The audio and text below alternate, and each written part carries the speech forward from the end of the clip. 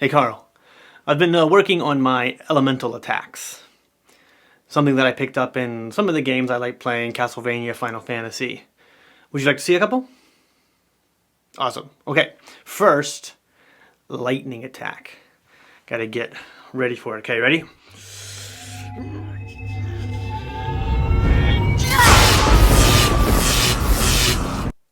Pretty intense, right?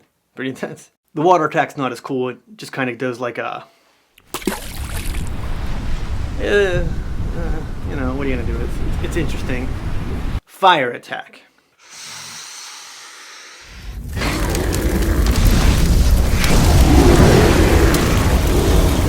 I know, Carl. I mean, it's just further evidence of how much cooler I am than you are.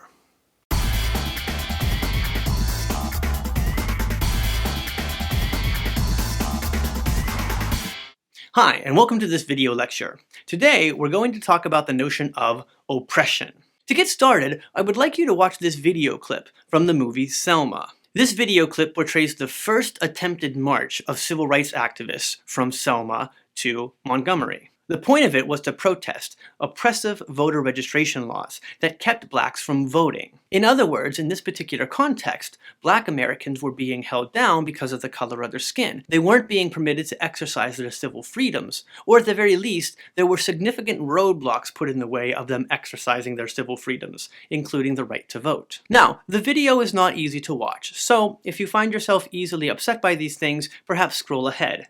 However, I do encourage you to try to watch it, and as you're watching it, I want you to take note of all the different groups that are represented in the video, not just white and black, but subgroups of each. You're going to know that there are certain groups who are present at the oppressive event. There are other groups who are watching at home from television. We're going to talk about all these different groups and try to create a certain taxonomy or a categorization of different forms of oppression to help us think through how we relate to others. Okay, here's the video. This is an unlawful assembly. You have 2 minutes to disperse. Go home or go to your church. This march will not continue. 2 minutes. May I have a word with the Major? There's no word to be had. Major Clown, may we speak with you?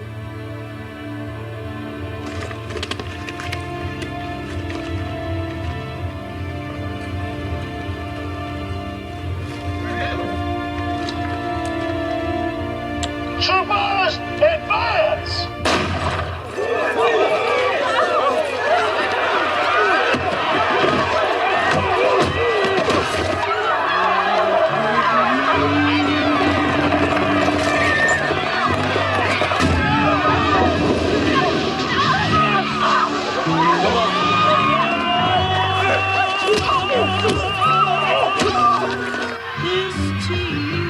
Those still on their feet retreated.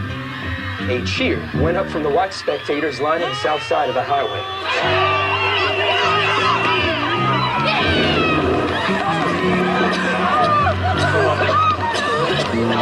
Come on. No, stop it!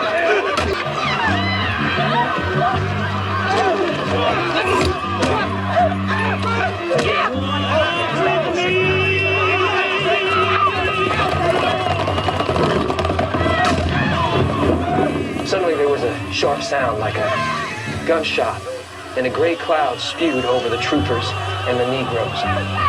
But before the cloud hit it all, there were several seconds of unobstructed field.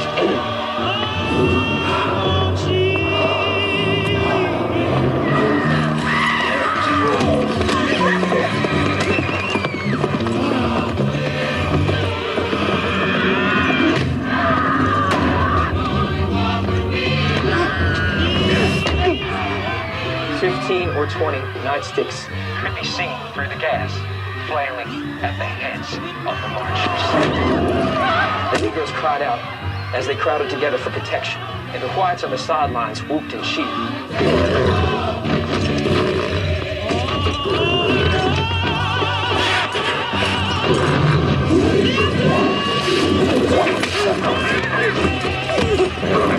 From the hospital came reports of victims suffering fractures of ribs, head, arms, legs.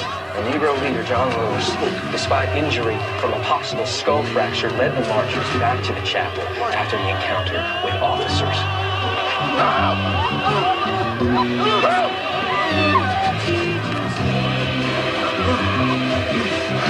He said, I don't see how President Johnson can send troops to Vietnam and can't send troops to Selma, Alabama, to which the Negroes present roared their approval. Okay, so certainly that was a disturbing video clip, and it's not, as far as I can tell, that unfaithful to the events as they actually unfolded. In fact, if you'd like, you can Google the actual footage from the event. You'll note many similarities. Now, there's an obvious connection between the content of the video and oppression, but let's take a step back to at least define what we mean by oppression. By the term oppression, I mean when one group or individual has a disproportionate amount of power and uses that power to hinder the flourishing of other individuals or groups who have less power. It follows from this definition that oppression has to occur within a power differential. That is, when there are different groups and different groups have different amounts of power. It also follows that it's impossible to imagine a scenario where a marginalized group with lesser power acts oppressively toward a larger group with more power. Now that we have that definition in place, let's consider different forms of oppression that might occur. At first glance, the notion of oppression might seem obvious. You have the oppressors and the people who are being oppressed. And in the video, we clearly see oppressors. You have these police officers who are riding down and physically harming these nonviolent protesters. Clearly there's a power differential at work here, and clearly there is harm being delivered unto the group that has less power. But I think it's a bit more complicated than that, because there are other groups. Not everybody is riding down and causing physical harm to the nonviolent protesters, but some of them are encouraging the people who are doing that to continue doing so. Others are watching from home and may be horrified, but don't seem to do much in response to it. And I think in some sense we have to consider all these different responses as forms of oppression. Let me unpack this a little bit by describing a few different types of oppressors that I perceive. First, and most obviously, you can be what we might call an active oppressor. By active oppressor, I mean you are out there directly causing harm to someone by your actions. Clearly, in this case, the police officers are the active oppressors. However, I don't think you have to be causing active harm to be an oppressor. When we look at the other white citizens who are at the Edmund Pettus Bridge, they are watching the events unfold, but a lot of them are actually encouraging the police officers to continue engaging in their act of oppression. Now, while those white citizens aren't themselves out there beating people and harming them physically, they are instigating the act of oppression by encouraging the active oppressors to continue doing what they're doing. I would call this group instigatory oppressors. The instigatory oppressor doesn't get their hands dirty, so to speak. That is, they don't go out there and actually cause the physical harm directly with their own hands. However, they encourage those who are out there doing the harms to continue doing so. Now, my hunch is that most of us at this point aren't feeling overly guilty. We're thinking to ourselves, well, I'm not an active oppressor, I'm not out there physically causing harm to someone, and I'm not an instigatory oppressor. I'm not encouraging anyone else to go out there and cause harm to anyone. But then we also have to ask, are there other forms of oppression? Consider for a moment the people who are sitting at home watching the footage from the Edmund Pettus Bridge. Some of them are watching it, they're horrified, they can't believe what they're seeing. But after the TV is turned off, I'm sure that a lot of people just probably went back to their normal lives. That is, they went back to eating dinner, to grocery shopping, to going to church, but they never actually did anything about the oppression that they saw on the television. And here's an interesting thing to consider. In the 1960s, most white Americans weren't part of the Ku Klux Klan. Most white Americans weren't out there lining the streets demanding that people continue to oppress and physically harm Black American citizens. Most of them were just quietly sitting at home not doing anything. But this raises the question, is this a form of oppression? Well, I would argue that it is. And here's why. Passive oppressors are always members of the group that is in power. And because they're part of the group that's in power, they are, in some indirect sense at least, receiving benefits from the oppression itself. Today we might consider the notion of white privilege. Now, just to clarify, white privilege doesn't mean that everybody who is white is going to have a great, wonderful life and never struggle. It just means that people who are white, in most contexts, are not going to have to face the same kind of obstacles of people who are non-white. These obstacles might include being the outcast in the group in the sense that you are the minority, being targeted by law enforcement, having people mispronounce your name and also assume things about you based on your name, having people constantly ask you, where are you really from? If you go around and ask friends, have you ever experienced some of these things, you would probably find that many of your non-white friends have, and most of your white friends haven't. Now, whether you accept the notion of white privilege or not, let's set that aside for a moment. The point here is that those in the group of power receive some kind of benefit from the oppression that occurs. In the 1960s, this benefit might be whites had a much easier time voting than blacks tended to have. And because more of them were able to vote, they were able to vote in a way that might actually maintain the power differential that existed. A passive oppressor is someone who sees the oppression occurring, doesn't cause the oppression directly, and isn't instigating the oppression, but is receiving some benefit from the oppression happening and doesn't do anything to stop it. A more simplistic metaphor might make more sense here. Imagine that you became aware that I, as your professor, was grading women much more harshly than I was grading men. That is, a male student and a female student could turn in the same exact assignment or the same exact quiz answers, and the male student would receive a B, whereas the female student would receive a C. Now let's pretend that in this scenario, you're all aware this is happening. The female students, of course, are upset about this, and rightly so, because it's an injustice. They are somehow being held down by, in this case, this white male professor. All the male students, on the other hand, are benefiting from this situation, so they find themselves in a position of power. Now again, all the male students are aware this is happening, but let's say that some of the male students are actually encouraging me to continue this practice. They're emailing me and saying, hey, it's so great that you're looking out for the male students, guys gotta stick together, so on and so forth. In this case, of course, they would be the instigatory oppressor, and I would be the active oppressor. But let's say there's other male students in the class. They're aware it's happening. They're not instigating me to continue doing the practice, but they're also not doing anything to make me stop. That is, no male student is emailing me and saying, hey, stop grading me more easily than you grade the female students. In this sense, they're still getting the benefit from the oppression. They're in the group of power, and they're not doing anything to stop the oppression. This is, in my mind, the quintessential example of what it means to be a passive oppressor. They know the oppression's happening, they're not doing anything to stop it, and they're receiving some benefit from it continuing. Even if the benefit is only that they are being graded more easily than someone else. Now, to bring that metaphor back to the 1960s, we can say that it was easier for the white citizens to vote than it was for the black citizens. So again, they're still receiving some kind of benefit. There's some kind of unfairness that is in their favor. And for this reason, I label their inaction a form of oppression. So perhaps we have enough categories of oppression now, but I actually think we can add a few more. Not every white citizen who saw the footage from the Edmund Pettus Bridge watched the footage and allowed it to affect them, even if only momentarily. Some people, when they see oppression in front of them, they do their best to avert their eyes. They change the channel. They turn off the TV. They start talking about something pleasant. In other words, they don't want to even be aware that it's happening. But yet again, imagine that they are receiving some kind of benefit from the oppression occurring, even if that benefit is only that they are receiving some kind of relatively unfair treatment. That is, they're being treated better than the oppressed group. I call this group of oppressors the ignorant oppressors. And ignorant here just means they don't know or they don't want to know what's actually happening. Perhaps you've heard the expression, ignorance is bliss.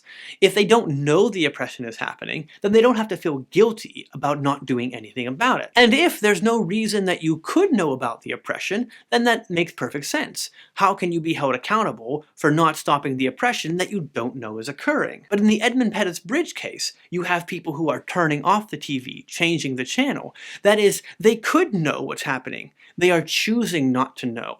In this sense, the ignorant oppressor is the one who is willfully ignorant, who doesn't want to see what's happening, who could have access to all the information, is probably aware that something unpleasant or bad is going on, but chooses to remain ignorant about it. And again, in this sense, ignorance becomes bliss, in the sense of they don't feel guilty for not doing anything about it. So we might say that the best thing to do is open our eyes, be willing to see the oppression around us, and be willing to take action.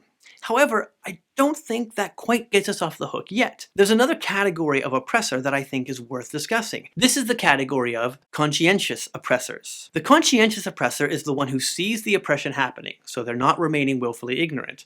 They don't want to do nothing about it, so they're not going to be the passive oppressor. But the action that they take is so minimal. It doesn't really cost them anything, and it probably is not going to make that big of a difference in the face of the oppression that's actually occurring. In essence then, the conscientious oppressor takes action that's so minor, it's not going to change anything. It's not really going to help, but they do it to kind of ease their conscience, to feel like they're doing something. Let's go back to the metaphor of the grades. Imagine there's a male student who, by all accounts, should be aware of what's happening, but keeps claiming that he has no idea what's going on, and so he's not held accountable for any of it. He is, of course, the ignorant oppressor. But then imagine there's another student who is aware that this is happening. He sees it, he doesn't like it, and he sends an email to all the female students and says, "Hey, I'm sending all of you my thoughts and prayers in this moment of hardship." Now, I don't mean to belittle the notion of thoughts and prayers. Prayer can be extremely powerful. But in some sense, he is still accepting the benefit from the oppression that's occurring. He's still receiving better grades. He's taken action, so he's not completely passive, but the action doesn't really cost him much, right? It doesn't ask anything of him. He's certainly not setting aside or forsaking the benefit that he's receiving from the oppressive environment. And that's what I mean by the conscientious oppressor. The one who continues to receive the benefit takes action, but takes action that costs so little and does so little that it's really not going to change anything other than make that person feel better about not being the passive oppressor. I have one more category of oppressor that I would like to consider, only briefly though. I call this one the salvific oppressor. The salvific oppressor is part of the issue. That is, it's their history, it's their heritage, it's the reality that gave them all the benefits that they have that is causing the oppression. But when they come in to try to deal with the oppression, they come in as if they were a savior. We see this sometimes in movies about developing nations, where all of a sudden the white Westerners show up and make everything right. They save the day, they set everyone straight. The equivalent would be a white male showing up to talk to Martin Luther King Jr. and saying, "Hey, let me train you how to act like a white male so you can really get things done." Or, "Hey, I'm here, let me take over everything and I'm going to really make this work. I'm going to save you." Why is the salvific oppressor still a form of oppression? Well, because I think that kind of action actually reinforces the power differential. That is, it doesn't recognize that white and black are the same, that we are all human. It somehow reinforces it by saying, the whites have come to save the blacks. And that reinforces the power differential, the notion that one is higher than the other, and that's a problem. Now that we've considered a couple different categories of oppressor, it might be interesting to consider the plight of the oppressed. Now I have a number of categories to describe the oppressed, but in this case I just want to focus on two very broad ones. The first is the unwilling oppressed. The unwilling oppressed is exactly what it sounds like. The people who are oppressed against their will, who don't have any say in whether or not they are oppressed, who can't escape their oppression. For example, in the 1960s, if you were a black person in certain states, you really found that it was difficult for you to be able to register to vote. You didn't choose for that to happen to you, and there really was no way around it. You could try to demonstrate, you could try to march, you could do these things, but ultimately, in some sense, you were being oppressed against your will. Now this raises a very interesting question. Of course the oppressed is unwilling. Why would anybody willingly be oppressed? But this is kind of where the video is heading. What does it mean to be the willing oppressed? Some white citizens in America watched the footage from the Edmund Pettus Bridge, and they thought, I have to do something about this. I have to go there, I have to help, not save, but I have to put myself at the disposal of others. I have to join this group in their suffering. One example of this was a Unitarian minister named James Reeb. He was a white male in America. He went to march alongside of Dr. Martin Luther King and other civil rights activists. After one of the demonstrations, James Reeb and a couple other ministers went to eat at a diner. When these white ministers were leaving the diner, they were actually attacked by 4 people who were members of the Ku Klux Klan. James Reeb was beaten so bad that 2 days later, he died. Now I want to make a quick point here. James Reeb was one victim among many, and a lot of them were not white. And every victim of the civil rights movement deserves the recognition of the kind of sacrifice that they made. The reason I'm focusing on James Reeb is not because he was white, but rather because he presents a good example of what it means to be the willing oppressed. You see, Reeb didn't have to go march beside King. He didn't have to put himself in that situation of danger. He did it because he believed that identifying with the group who was oppressed was the right thing to do. In essence, he chose to set aside the benefits that he was receiving and put himself in harm's way along with those who were suffering. It was an act of compassion.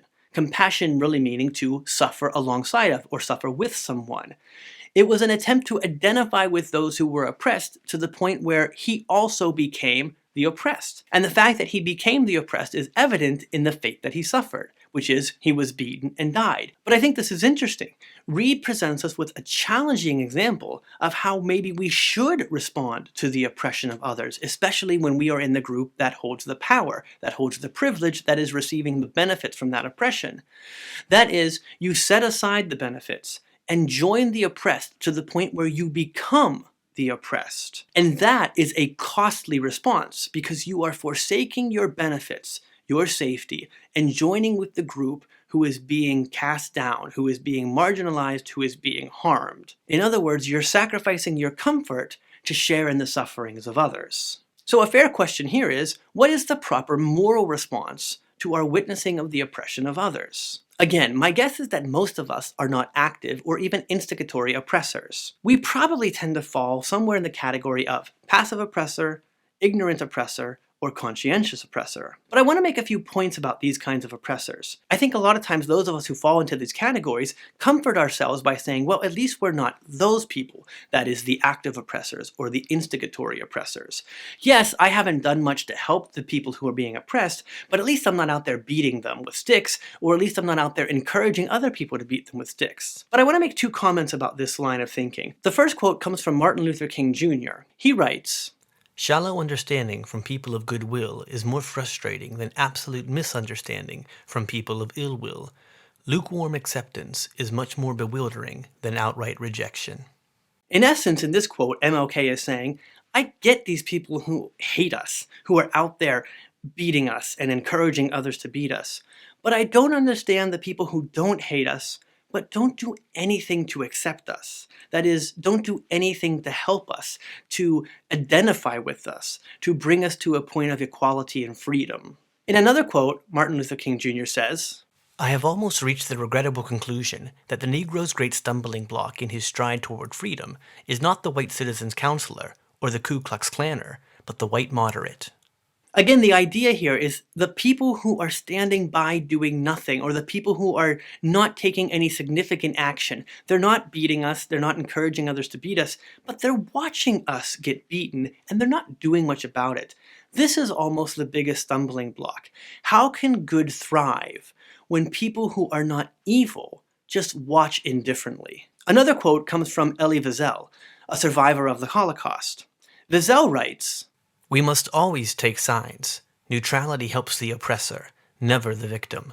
Silence encourages the tormentor, never the tormented."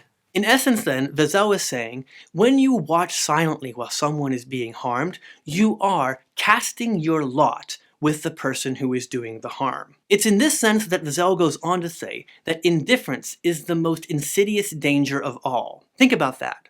A man who suffered in Nazi concentration camps said the greatest danger is not the Nazis. The greatest danger is the people who watch what the Nazis are doing, but don't do anything in response. They remain passive or indifferent. The words of Martin Luther King Jr. and Elie Wiesel are extremely challenging because it suggests that, from the perspective of the one who is oppressed, the most bewildering thing of all is not the active oppressor or the instigatory oppressor, it's the passive oppressor, the ignorant oppressor, the conscientious oppressor, the one who either refuses to see or sees but takes no meaningful action to help, the one who somehow comforts themselves while others are dying or being tortured or being oppressed by saying, well, at least I'm not the one causing it, all the while still receiving some benefit from the oppression that is occurring. So how does this affect us in our day-to-day lives? Well, I have one final thought that I want to share with you, and it has to do with an example where I think many of us, and I'm including me in this category, are either passive, ignorant, or conscientious oppressors. And it has to do with something that most of us do fairly regularly, and that is buying clothes. Now, assuming that you're all wearing clothes at this point, I mean, Carl, I'm not judging, it's quarantine, people are going to do what they're going to do. In the event that you're not wearing a lot of clothes at the moment, at least put in mind an article of clothing that you really like that you own. If I asked you, where was that article of clothing made? You might have a guess, but you probably don't know. And if I asked you, what were the conditions of the workers who made that article of clothing? Again, you might have a guess, and maybe a sinking suspicion that they weren't that great, but you probably can't describe it in any detail. I'm convinced that most of us, when we go clothes shopping, ask ourselves 3 fundamental questions. First, is it in style? Second, will it fit me? And third, how much does it cost? And here's the interesting part. Most of those questions are answered for us in any normal store. Because most stores are going to put what's in style right up front, so you can walk in and say, hey, here's what you should be wearing right now. And you're going to find those in-style clothes on mannequins. And let's ask an honest question. When's the last time you looked at a mannequin and thought, that mannequin could stand to lose a few pounds? Probably not recently, and that's because mannequins tend to be shaped as what society considers to be ideal. I mean, granted, sometimes they don't have a head and they lack arms, but nobody's perfect. And so mannequins often suggest, look how good you could look in this outfit. And of course, no store would be complete without a nice big sign that says, for sale. I'm just saying, Carl, I mean, if everything is always on sale in Kohl's, is it really a sale? But what you'll very rarely, if ever, find in a store is a sign that says, these clothes here were made in this country under these conditions by these types of workers. Why? In part because if we saw those conditions, if we saw those situations, we might not want to buy the clothes. To my mind, it's the same situation as when you walk into a grocery store and you go down the candy or cracker or cookie aisle and you begin to see all these different faces. M&Ms have faces, Teddy Grahams have faces, there's cookies that are shaped like dinosaurs and so on and so forth. Everything in the cookie aisle has a face. But then if you walk over to the meat aisle, where all of the stuff actually comes from creatures who have faces, you'll find very few, if any, faces. Again, why? Because if we saw, it might somehow affect us, it might bother us, it might drive us to action, maybe to not buy what we were going to buy. But I think most of us have at least a suspicion that there's something oppressive going on behind these products that we're buying, especially when they're so cheap. I mean, everything has a cost, and if you're not paying it out of your paycheck, someone else is paying it somewhere. And this raises the question when we think about things like sweatshops, child labor, extremely underpaid working poor. There is a sense of oppression among these groups. And where are we falling with regard to that oppression? Well, we're not the active oppressor. It's not like we have sweatshops in our basement. And if you do, you should probably turn yourself into the authorities right now because you're not a very good person. It's also not like we're out there saying, woohoo, sweatshops, I love it, get me some more cheap clothing. But most of us aren't actually forsaking the benefits of those situations. We're not refusing to buy those things. We're still buying them. We're still receiving the benefits that come from the oppression. And that makes me wonder if we're in the category of passive, ignorant, or conscientious oppressor. And if so, what should we do about that? Now, really, I do this lecture for one reason, to make you feel terribly guilty about yourself. No, but seriously, I hope you're in tears. In reality, I just want you to think about your relationship to others with regard to this notion of oppression. But I also want to add this caveat at the end. There are so many different forms of oppression that occur around the world today. It can be based on race, it can be based on ethnicity, it can be based on gender, sexual orientation, sex, any of these things. And it's impossible to become the willing oppressed for every single one of them. In my opinion, the best that we can do is begin to identify groups that are oppressed near us. Work toward becoming willing oppressed with those groups, and in other situations, try as hard as we can to at least begin to move away from being the passive oppressor, the ignorant oppressor, or the conscientious oppressor. It's not a change that happens overnight. It's something that happens slowly. But at the College of St. Elizabeth, one of our fundamental ideas is to help people become better citizens in the world, people who work for a more just and sustainable world. And recognizing where we fall in relation to oppression is a good way to begin this path. So I'm interested to hear what you think about all this. Keep your eyes open for the prompt I post, and I'm looking very forward to reading your responses. Goodbye.